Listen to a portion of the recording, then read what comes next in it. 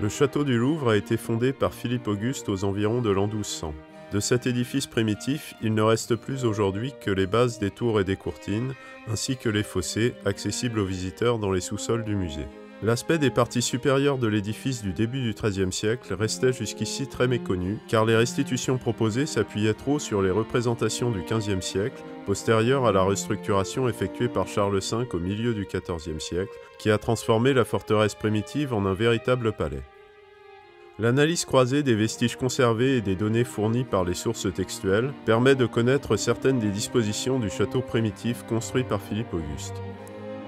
À partir de ces données, et à l'aide des outils de modélisation, il a été possible d'entreprendre une restitution en 3D de ce château primitif.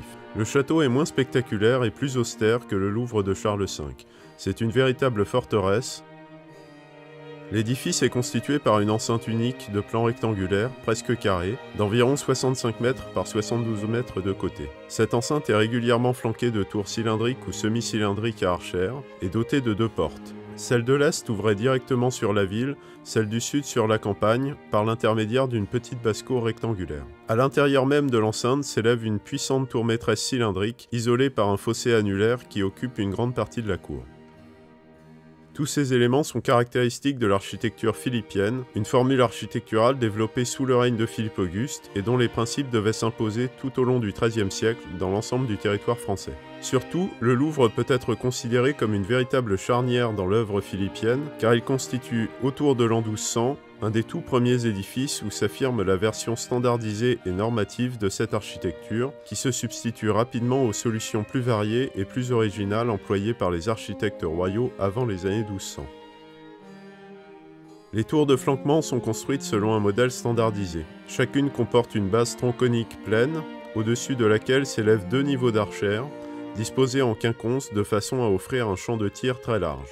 Chaque tour est couronnée par le niveau sommital, percé de créneaux et couvert d'une toiture, mais dépourvu de mâchicoulis, dispositif qui ne se répand qu'au XIVe siècle. Les créneaux sont fermés par des volets de bois pivotants qui permettent aux défenseurs de s'abriter. Quant aux courtines, elles sont moins élevées que dans l'état du XIVe siècle. Totalement dépourvues de percements, elles sont dominées par le chemin de ronde, bordé d'un parapet crénelé. Les tours des portes sont conçues selon le même modèle que les tours de flanquement. Elles encadrent un passage d'entrée étroit qui n'autorise pas le passage des chariots. Bien qu'il n'en subsiste aucune trace, on peut penser que le passage était fermé par une herse et une paire de vantaux, comme dans tous les édifices philippiens contemporains.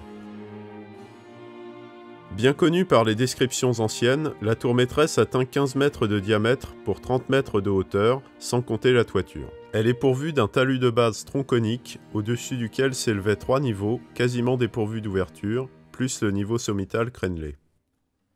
L'ouvrage est caractéristique des tours philippiennes, élevées par Philippe Auguste à travers tout son royaume et emblème d'un pouvoir royal en pleine expansion. Sa seule originalité réside dans son emplacement, en plein cœur de la cour, alors que les autres tours maîtresses philippiennes sont systématiquement implantées en position périphérique sur le tracé de l'enceinte du château. Cette disposition particulière s'explique peut-être par le rôle de prison et de coffre-fort joué par la tour, qui abritait une partie du trésor royal.